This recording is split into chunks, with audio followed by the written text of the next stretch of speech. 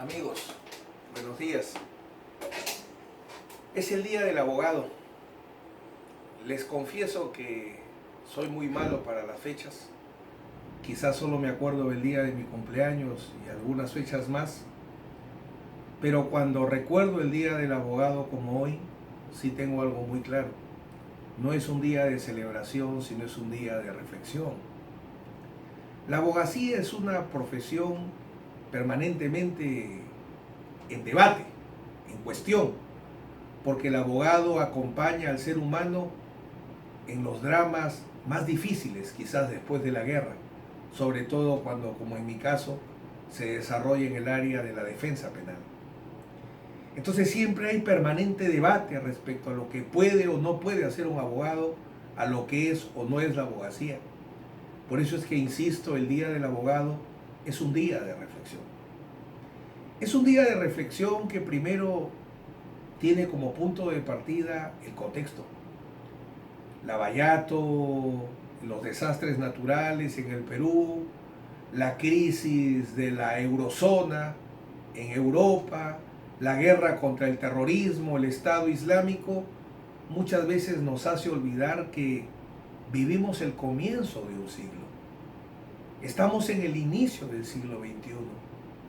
Y eso genera una gran responsabilidad, porque nosotros, como profesionales, como obreros, como amas de casa, como trabajadores, todos los seres humanos, los que están bien o los que no están bien, marcamos las raíces, las bases de lo que va a ser la humanidad en el siglo XXI y concretamente nosotros lo que va a ser el Perú en el siglo XXI.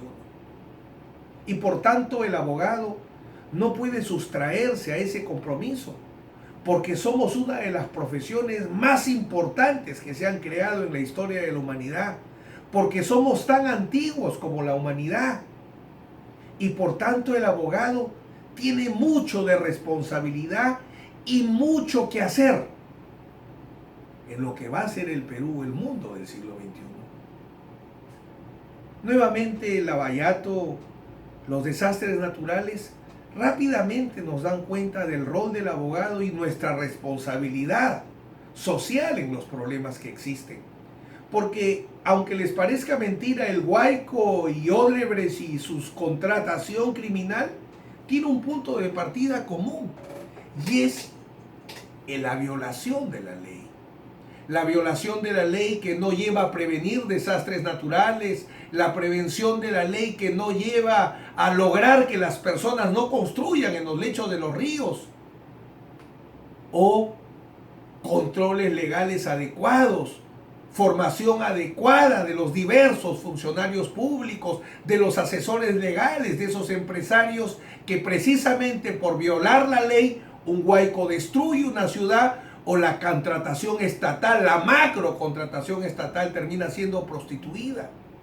Porque hay una cultura de ilegalidad, porque en la sociedad es estructural el no respeto a la ley. Y eso, amigos míos, no es culpa de un odontólogo, no es culpa de un ingeniero, no es culpa de un periodista o de un ama de casa, ni siquiera del delincuente. Es culpa de los abogados. Porque si algún profesional está llamado a hacer que la gente tenga fe en el derecho, es el abogado. Y esa es la primera reflexión que debe generar nuestro día. ¿Por qué la gente no cree en el derecho? Y el rol que nosotros como abogados tenemos, que es testimoniar con nuestra vida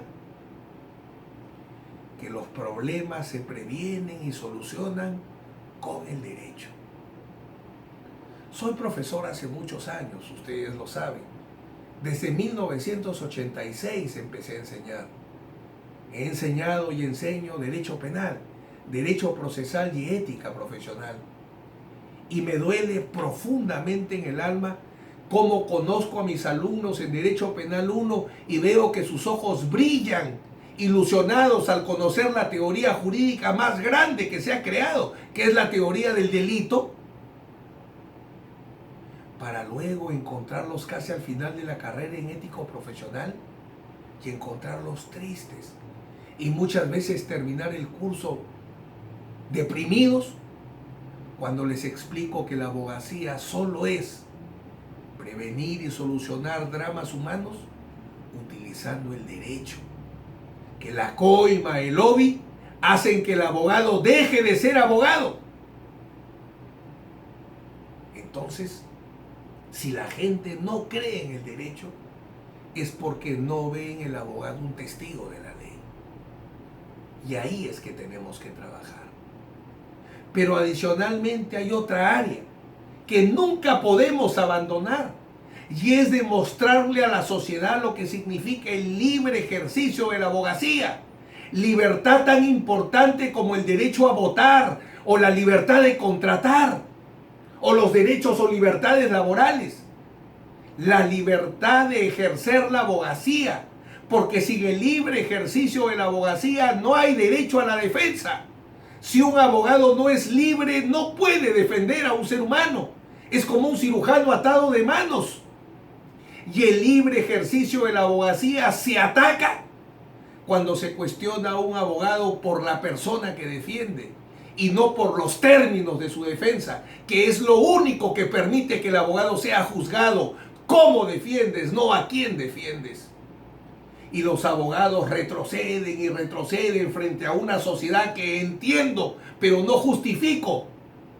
Confunde venganza con justicia, justicia con ajusticiamiento, porque ese ser que le hace daño quisiera destruirlo sin proceso, sin justicia. Eso puede ser comprensible, pero no es bueno.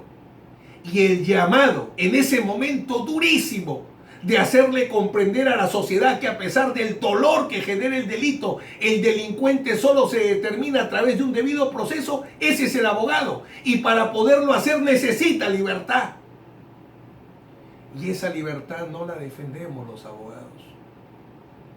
La dejamos avasallar. Esa es la segunda gran reflexión del abogado. Su militancia con el libre ejercicio de la abogacía, en el entendimiento que el libre ejercicio de la abogacía es el primer integrante del contenido esencial del derecho a la defensa. Sin un abogado libre no hay defensa eficaz. Esas son las cosas, queridos amigos, que entiendo debemos reflexionar el día del abogado, para poder así contribuir, como lo hacemos desde este pequeño espacio, a establecer las bases de la abogacía del siglo XXI. La sociedad peruana merece desarrollo. Los peruanos merecen desarrollo, sobre todo en estos momentos de tanta destrucción por la falta de previsión. Necesitan de ley para poder luchar contra la inseguridad y contra los problemas, y en esa labor de la necesidad que la ley se aplique correctamente, de hacer que la gente confíe en la ley, nosotros los abogados tenemos una labor fundamental frente a nuestra sociedad y frente a esos estudiantes de derecho que siguen siendo la reserva moral de la abogacía. Porque si en algún lugar yo veo aún ilusión, es en el estudiante de derecho. Y esa ilusión no podemos permitir que la pierda.